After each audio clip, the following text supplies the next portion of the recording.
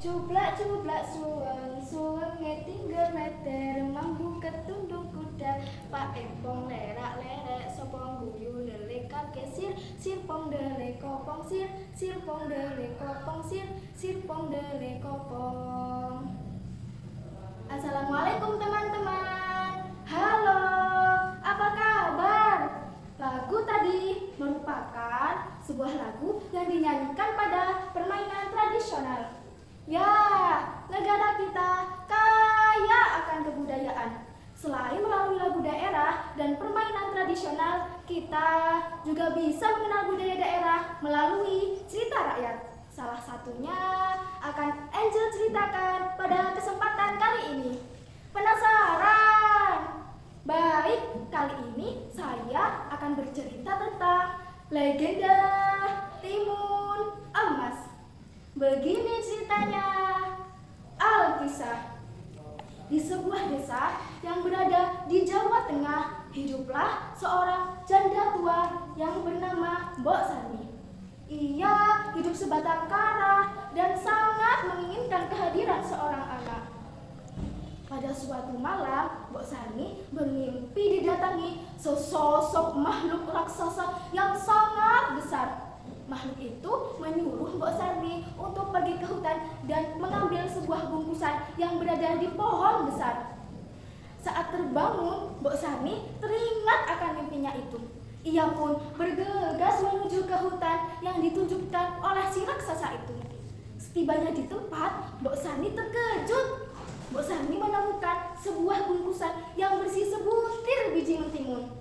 Tanpa ia sadari, sesosok makhluk raksasa yang sangat besar itu muncul di hadapan Mbok Sani. Mbok Sani ketakutan.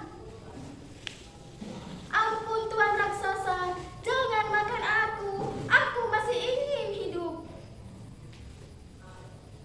Hahaha, aku tidak akan memakanmu janda tua. Bukankah kau menginginkan kehadiran seorang anak? Lekas tanam biji timun itu, kelak kamu akan mendapatkan seorang anak. Tapi ingat, serahkan anak itu padaku setelah dia sudah dewasa untuk kujadikan santapanku. Ho ho ho ho ho. Mbok Sani pun setuju dan Mbok Sani pulang dan menanam biji timun itu di ladangnya. 2 bulan kemudian, Mbok Sani menanam biji timun itu tumbuh dengan sangat baik. Saat sudah matang, timun Mbok Sani memetiknya dan saat membelahnya, Mbok Sani menemukan seorang bayi perempuan yang sangat cantik jelita. Ia pun lalu menimangnya. Tak lelo, lelo, lelo, leku.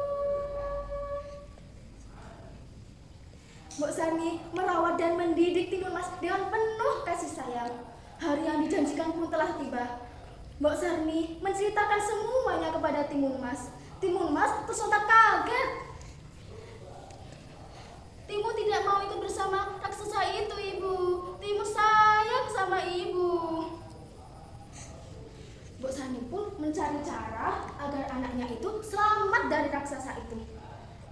Mbok Sani menyuruh Timun Mas untuk berpura-pura sakit. Dengan seperti itu, raksasa tidak akan jadi untuk memakannya. Raksasa itu pun datang. Maaf Tuan raksasa, anak itu sedang sakit keras. Jika kamu makannya sekarang, tentu dagingnya tidak akan enak. Bagaimana jika 3 hari kamu datang lagi untuk menjemputnya? Akan kusembuhkan sakitnya dulu. Raksasa itu pun setuju dan akhirnya raksasa itu menghilang. Mbok Sani pun mencari cara lain agar Timun Mas bisa selamat dari raksasa itu. Ia pun menemukan ide untuk menemui seorang bertapa yang berada di gunung. Pertapa itu bersedia membantunya dan memberikan 4 bungkusan kepada Mbok Sani.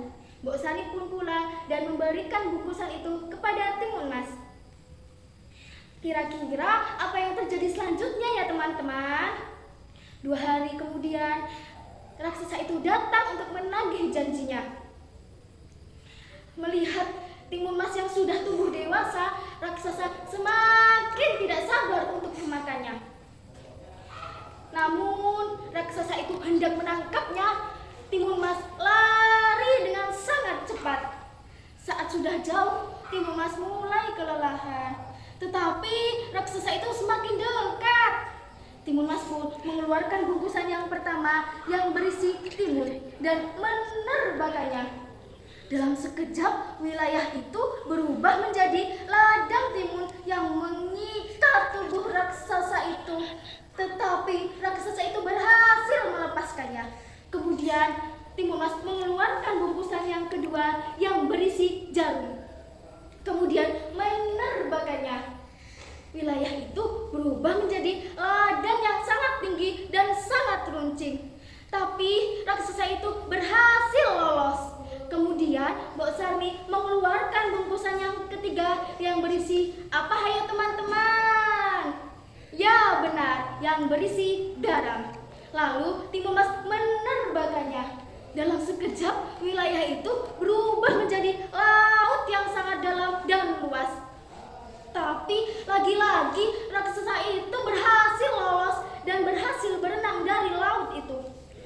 Timun Mas pun semakin panik karena bungkusan tinggal tersisa satu. Timun Mas pun dengan penuh keyakinan mengeluarkan bungkusan yang terakhir yang berisi terasi dan lalu melemparkannya. Dalam sekejap wilayah itu berubah menjadi danau yang sangat mendidih dan panas, dan akhirnya raksasa itu tenggelam dan akhirnya mati di danau itu. Timun Mas bersyukur karena sudah terbebas dari kejaran dan santapan raksasa itu. Kemudian Mbok Sarmi dan Timun Mas hidup dengan penuh bahagia.